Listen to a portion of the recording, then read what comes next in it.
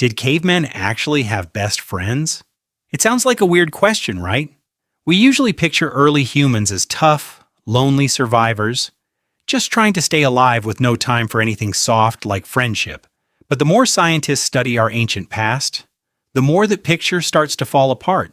Turns out friendship might be way older than we ever imagined. Older than farming, older than writing, maybe even older than language itself. Let's go back almost 2 million years. Early humans lived in small groups, usually less than 30 people.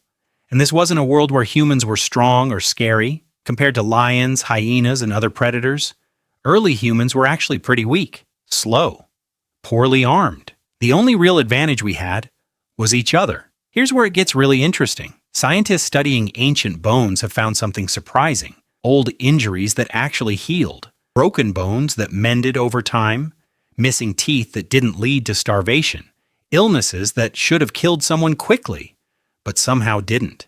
In nature, injuries like that usually mean death within days.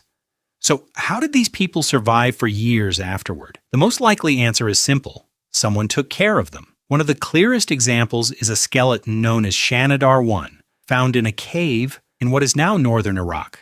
This person had a crushed arm, was partly blind, and had lost most of his hearing. By almost any survival standard, he shouldn't have lived very long, but he did, for years. And that means, for years, other people in his group kept him alive. Not because he could hunt, not because he could fight, just because he was still one of them. That's not just teamwork. Teamwork usually only lasts as long as it benefits the group, but caring for someone who can't give anything back, that's something deeper. That's loyalty. That might be one of the earliest signs of real emotional connection between people who weren't even related. Now, before this gets too emotional, let's talk about how these bonds probably worked day to day. Ancient friendship likely wasn't built on deep, late-night conversations. Although, who knows? Maybe it was sometimes. Instead, it was probably built on something simpler. If I shared my food with you today, I trusted you'd share yours with me tomorrow. No promises, no contracts.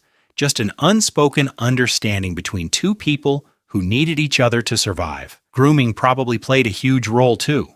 If you've ever seen footage of chimpanzees, you know they spend hours picking through each other's fur, removing bugs, dirt, and debris. Early humans almost certainly did something similar. It looks simple on the surface, just basic hygiene, but touch releases a hormone called oxytocin, the same one linked to trust and bonding in humans today. So sitting close to someone while they cared for you wasn't just relaxing, and it was reassurance. It said, without a single word, I trust you and you're safe with me. As human brains slowly grew bigger, something huge happened. Spoken language started to appear. And once people could actually talk, friendship became something even more powerful. Storytelling around the fire wasn't just for fun. It passed down knowledge, warnings about danger, and memories of people who were gone. And storytelling did something else too. It created shared memory. Shared memory, even today, is one of the strongest things holding any close friendship together. Burial sites give us some of the most powerful clues we have. Some of the earliest graves ever discovered include tools, jewelry, and even flowers placed carefully next to the body. None of that helped the person who died.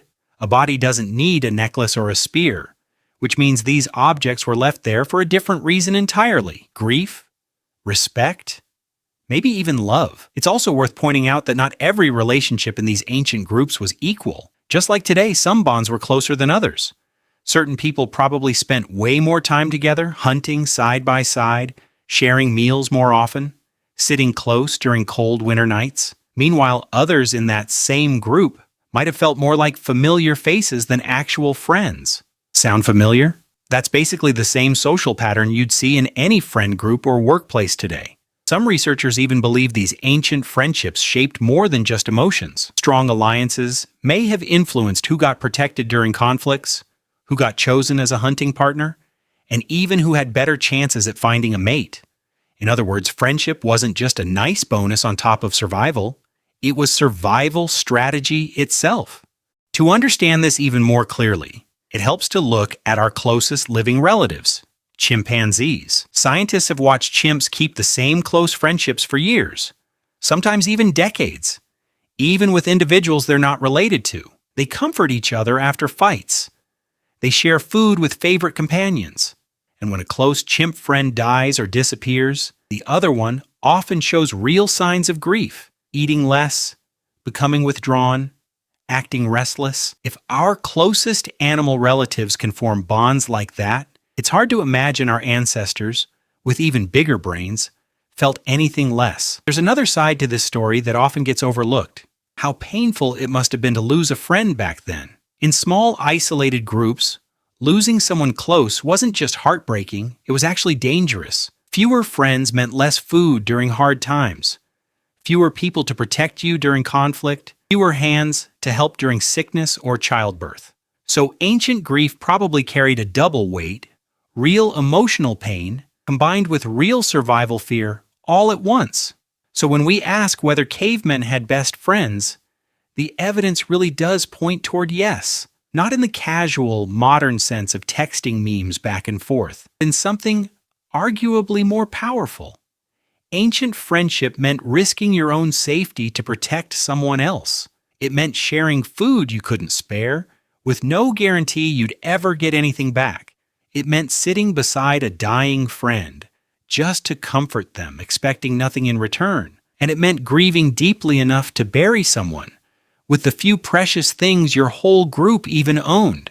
And maybe that's the most humbling part of this entire story. Long before writing, before farming, before cities or civilizations of any kind, our ancestors had already discovered something we still value more than almost anything else today. Someone to trust, someone to protect without hesitation, someone to simply call a friend.